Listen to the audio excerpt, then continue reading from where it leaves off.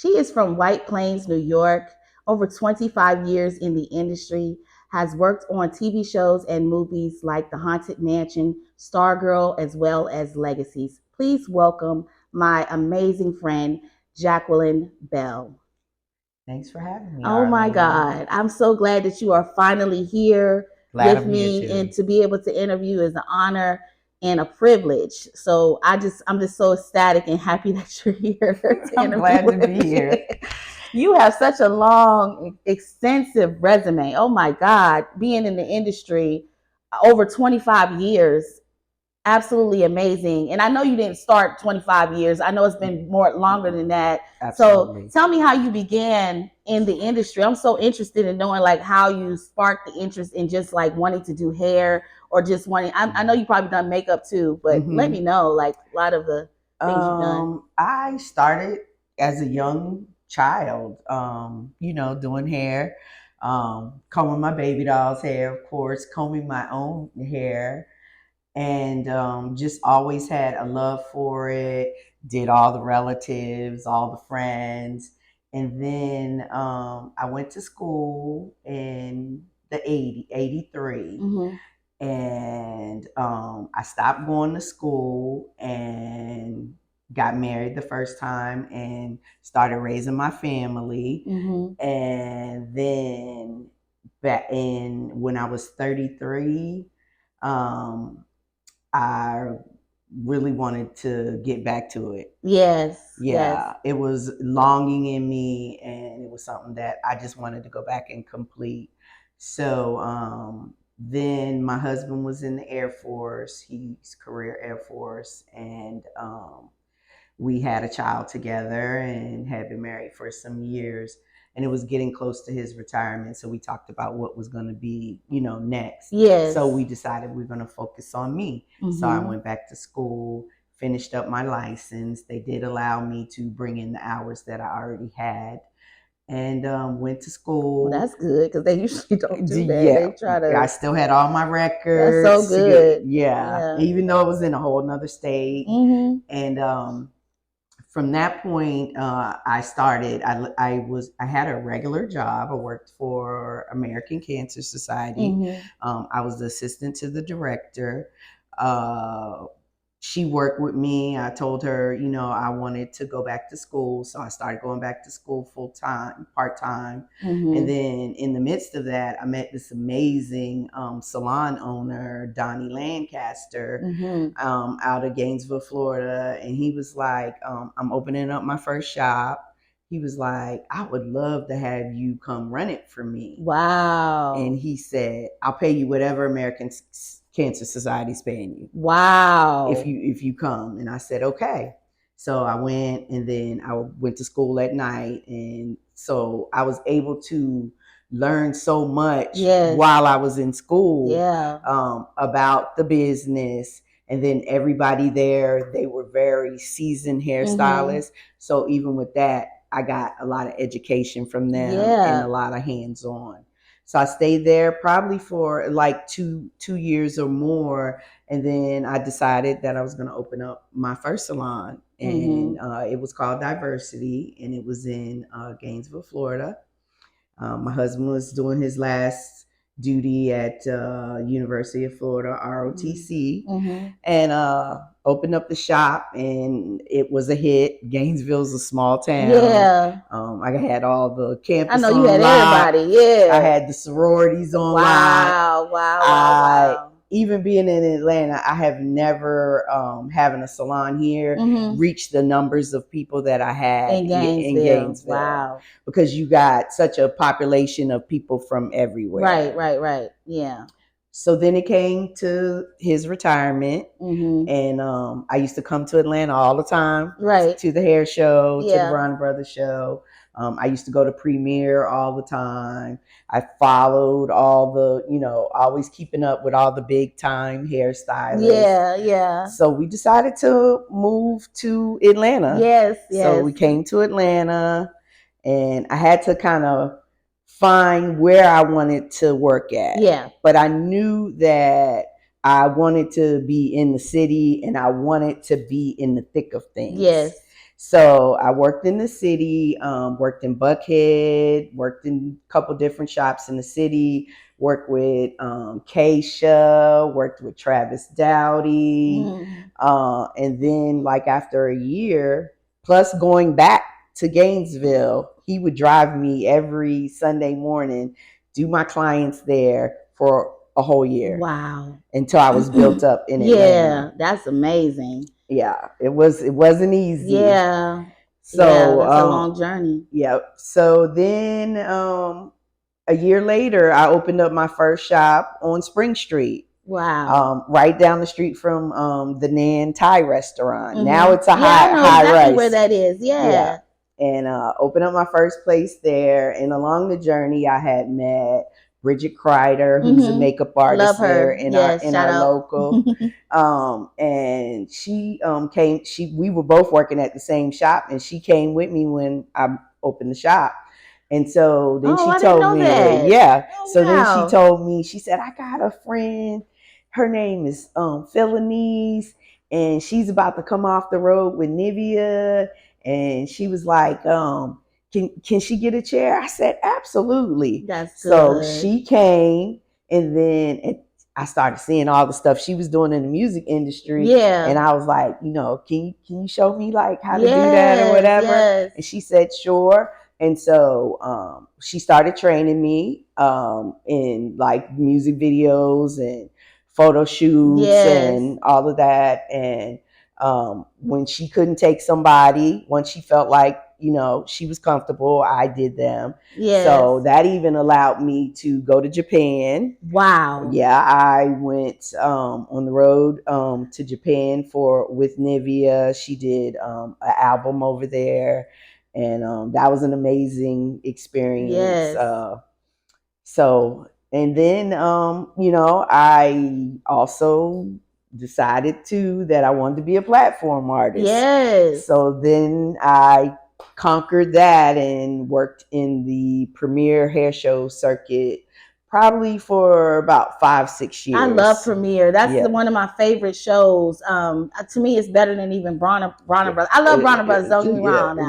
Right. But Premiere, it seems like it has more educational things for you to learn. And then it's such a big, broad of people and educators. Yeah, and more diverse. Yes, it's very, and I've always been a diverse hairstylist. I've always been multicultural. Yes. I wanted to do everybody's hair. It didn't matter. Right. So, and I still now have, when I see clients, I still have a broad spectrum of clients. Yes. Love color, that's my thing. Yep.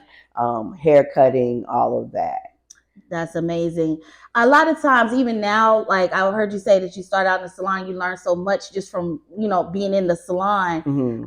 There was like this new phase going on with everybody being in studios now. And they were saying a lot of hairstylists that are like journeyman hairstylists, like you and I, they were saying, where's the salons where we all were together, like we all were in the salon. What do you think about that? What's your take on everybody being in one salon where we learning from one another as opposed to being in a studio? What do you think about that? Okay, so my take on it is I did try it for a very quick second. Not for me. Being an owner for so long, I love, even now in TV and film, like if I'm not in the trailer, I don't have a problem working background, and you can learn from other stylists. So I prefer a salon atmosphere because I think that working with other stylists, you can feed off of each other. Somebody might, just like we used to go to the show and maybe one person couldn't go. So then you brought back everything that you learned at the show. Yes. And you pulled out your mannequins, and you're like, people. What we learned at the show. Yeah. So that's my take. And I feed off of energy. So for me to just be in a suite by myself, not for me. Nothing against it. If that's for you, then that's for you. Yeah. But I prefer to work with a group of people. Yeah. That's awesome. And then it's like a sense of family too. Like you turn into like a family after you've worked with people so many years as well. And then, like you said, even with Phil and East, you know, she taught you some things and brought you into some areas that you didn't even you wouldn't even had the opportunity to go into if it wasn't for them. So just to have that sisterhood and have people to support, sisters to support one another, is very important in the industry as well. Well, that's one of the reasons why I had to leave Gainesville, because it's a beautiful college town. But as far as me pursuing my career, I would have just still been there doing the same styles every week. I had to take a risk. And everybody kept on saying, why do you want to, you're like a shark in a pond here. They were like, why do you want to do that? Like, there's so many people and so many hairstylists in Atlanta. But in order for me to pursue my dreams, I had to step out there on faith. That's right. And I had to trust in my God. That's it. You better say that. And, you know, I was able to really beyond what I ever thought, imagined. You know, I never thought about the whole music video thing. I never thought about, I even have a Vogue tear, all the tears, you know, all the photo shoots. I've done commercials. Then I went on to a friend was like, they need more people at Atlanta Opera. You want to come work at the Opera? I was like, I saw that, 6 seasons. That's amazing. Absolutely and didn't realize that God was preparing me for TV and film. Oh my God. And that's what I saw on your resume. I'm like, oh my God, she worked at the Opera, and I never even knew you worked at the Opera. So it's and I tell people all the time, God is a chess player. He don't play checkers. He always plays chess. And so he was moving you into the position that you needed to be in to get to where you needed to go on your journey the whole entire time. The whole entire time. So when you look back, you like, oh my God, these moves were strategically made by God. Absolutely. In order for me to do that. And kudos to you for stepping out on faith and just, you know, risking it all basically to even come to Atlanta. It takes somebody to really, excuse me, just fell out. Look, I remember my first commission in Atlanta was $75. Wow. Then the next time was $150, and I just kept going from there. But and then when I went to the Opera that time, I thought I was just gonna be there for, you know, one time, and then I ended up being there for like 6 years. How was it? Tell me about that experience. You know what? It was amazing. It was amazing to work on all the different projects. It was amazing to learn how to work with wigs. So much to learn. There was a gentleman out of Chicago. His name is Mr. Rick. I can't think of Mr. Rick's last name, but he was amazing in the ventilating, and like, who knew that you put rollers in synthetic hair and steam them, and you come out with beautiful curls. Oh my God. And then it started preparing me also for all the different time periods. Oh my God, yes. Yeah. My first opera was Madame Butterfly. Oh, just beautiful. And then I just went on, and like I said, 6 seasons, that's 6 years. I had the best time at the Opera. I would not change anything for the world because of how much I learned. I learned more from the Opera than I did it seemed like in my entire career. Yeah. Like, because it was just so in depth and intense. Yeah.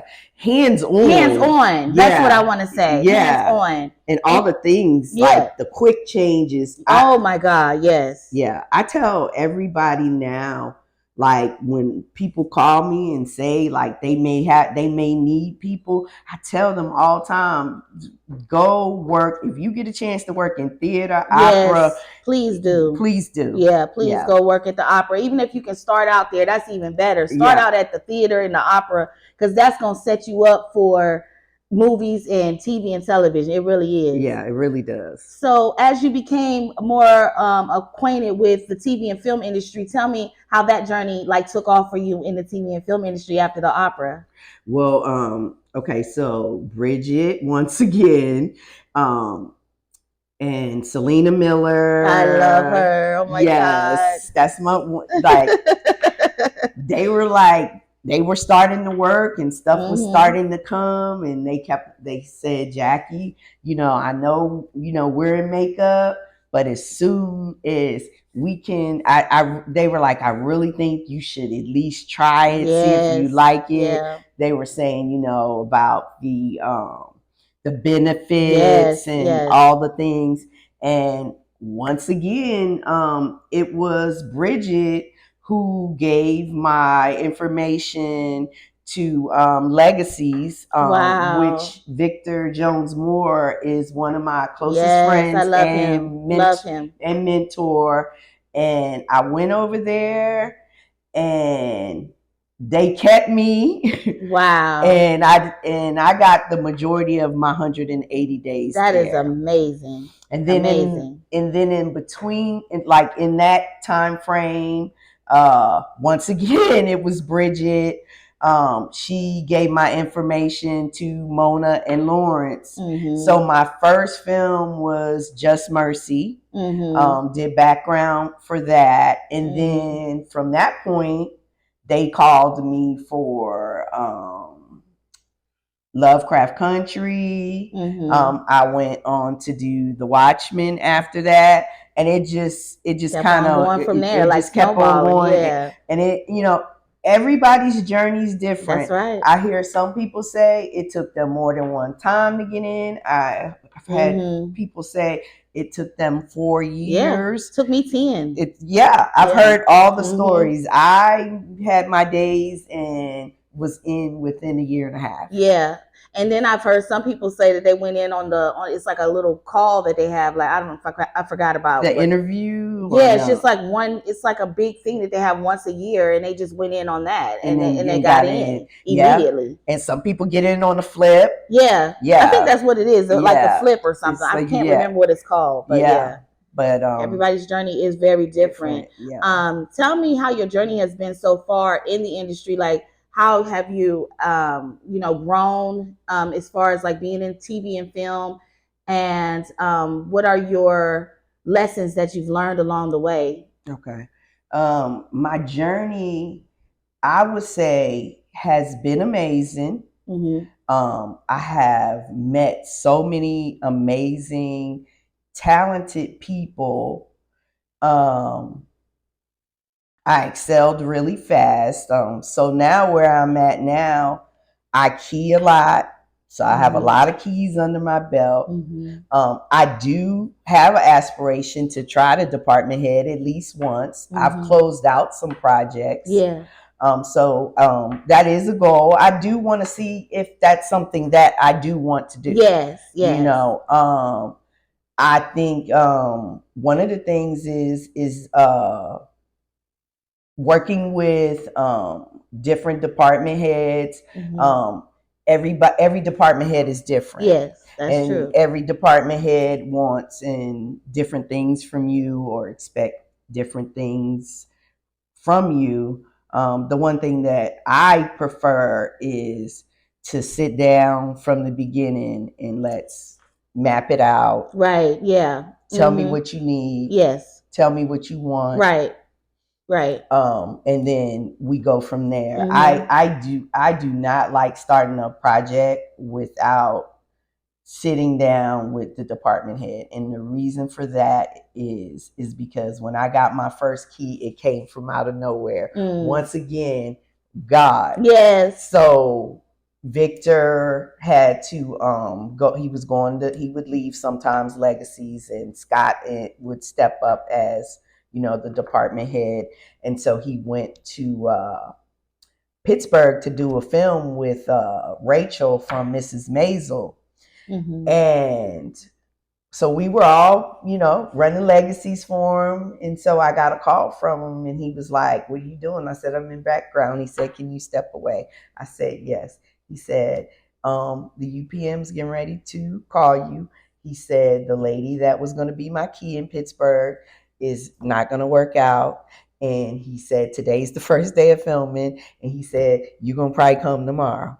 I was like, "Oh my God." Wow. So the UPM called right after that, interviewed me. Then all the paperwork started coming and the ticket and all of that. And I had to tell my family and pack and all of that. And will never forget that we got through those first couple of days, and then when Sunday came, he took me to brunch and he sat down with me and he explained everything. That's good. He called it Key 101. That's really good. We prayed, we ate, and he just told me everything that entailed in my job. And I find in the industry sometimes that that's something that doesn't happen.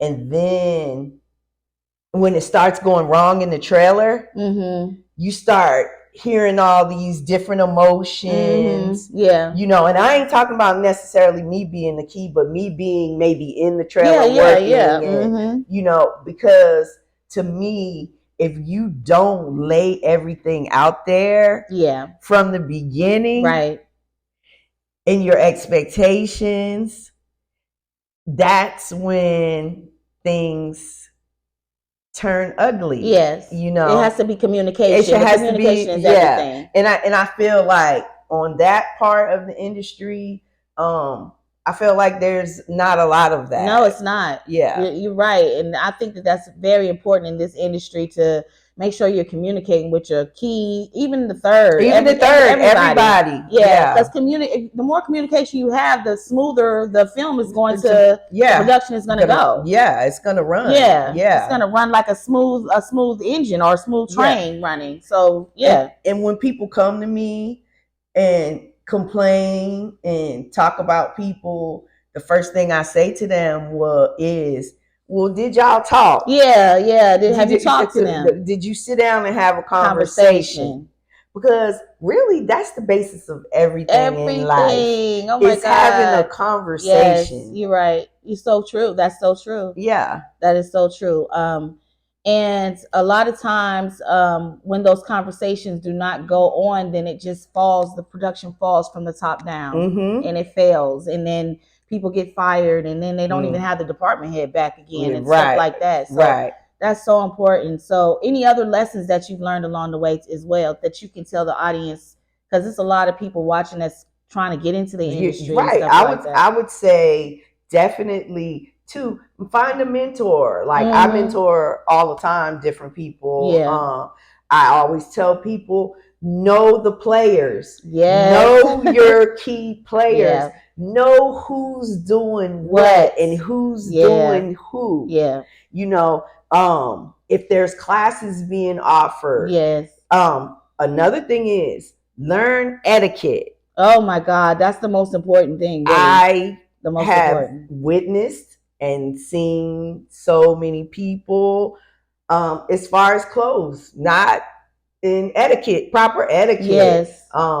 Also too, there's a book I give out to people a lot of times, different film books that you can find as easily on Amazon. Yeah. Learn your language. Yes. Oh my God. Learn your tools. Yes. Learn to build your inventory kit. Yes. There's so this is another thing Victor said to me. He said, there's a lot of moving parts. Yes, it is. And there's a lot of layers with what we do. Mm-hmm. And then also, too, a lot of people just think that they want to get in it so they can make a whole bunch of fast money and all of that. Right. Everybody's not cut out for it. Yes. People don't realize how many long hours we work. How sometimes on a project we hardly see our families because when we are home, we're sleeping. Very true.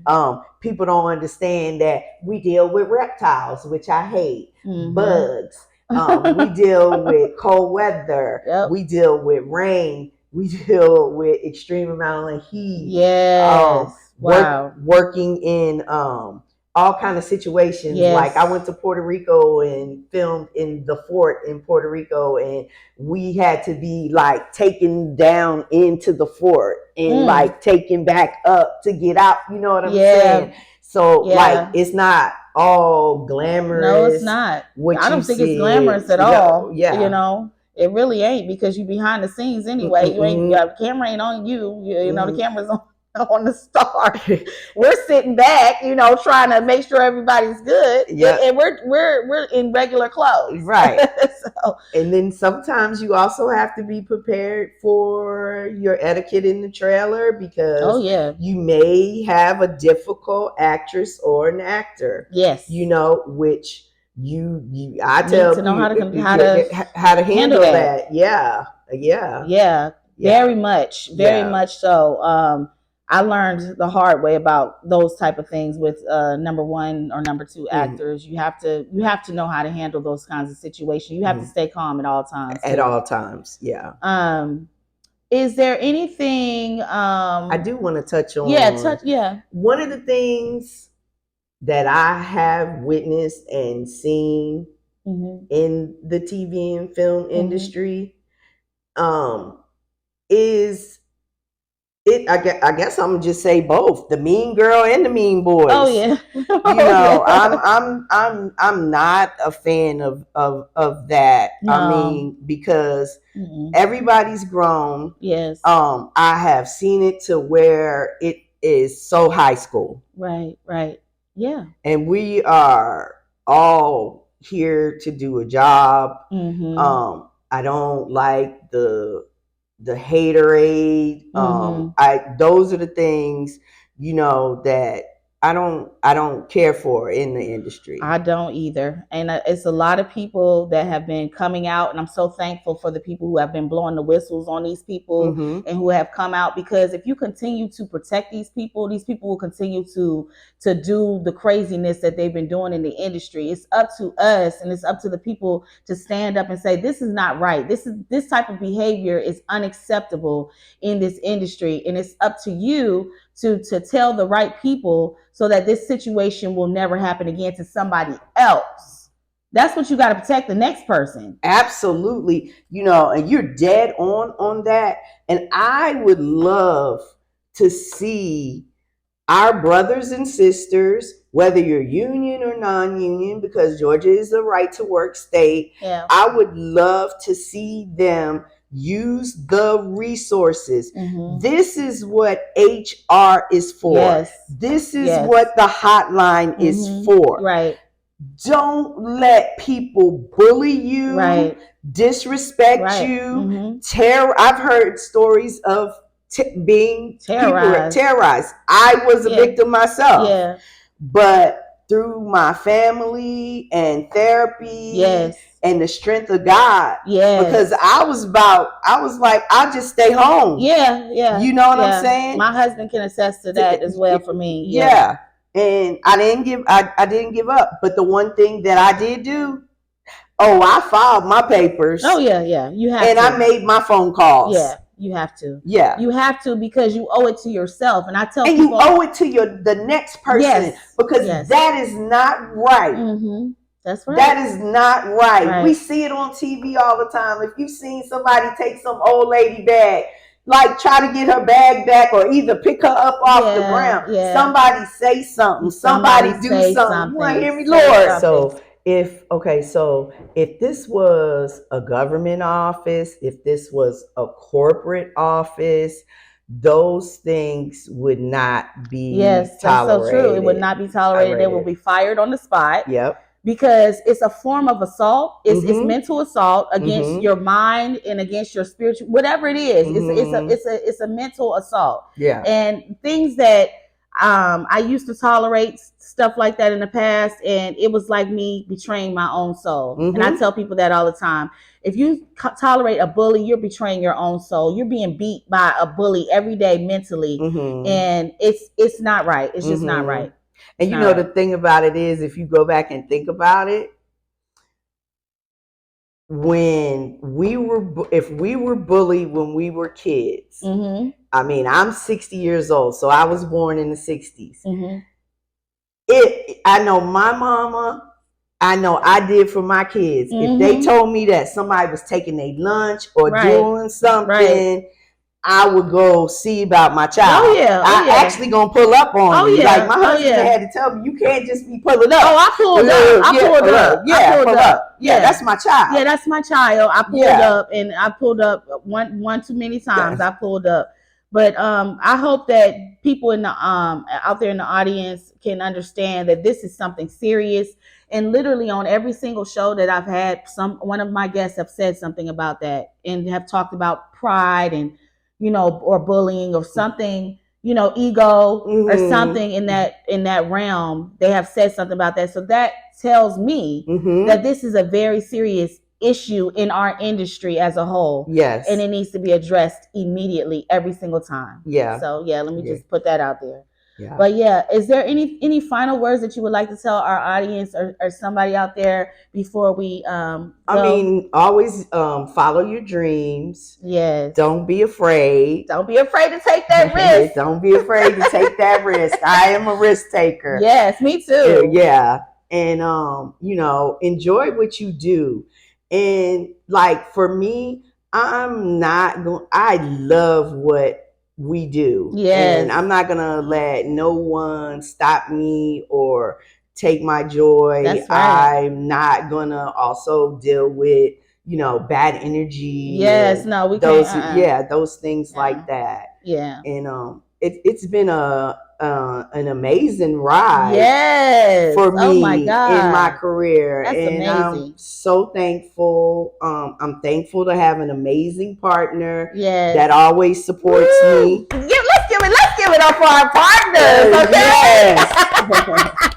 Yes. I've been married for over 30 plus wow, years. That's amazing. Yeah. Congratulations on that. Me and David coming up on 20. Yeah. And then and I also, finally, out of all of my children, I have one that's following in my footsteps. Yes, I love her. She's working on getting her days, and she's getting close. That's good. So good. I felt I think she listens to me. Yes. We sit down and, I tell her, the do's and the don'ts. That's right.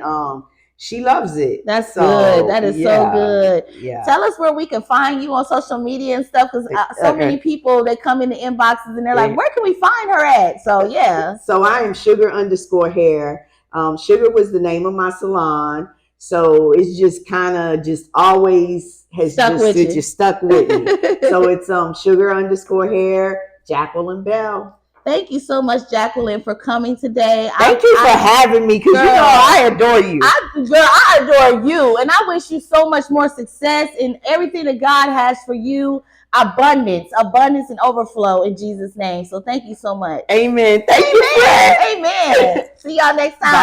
Bye.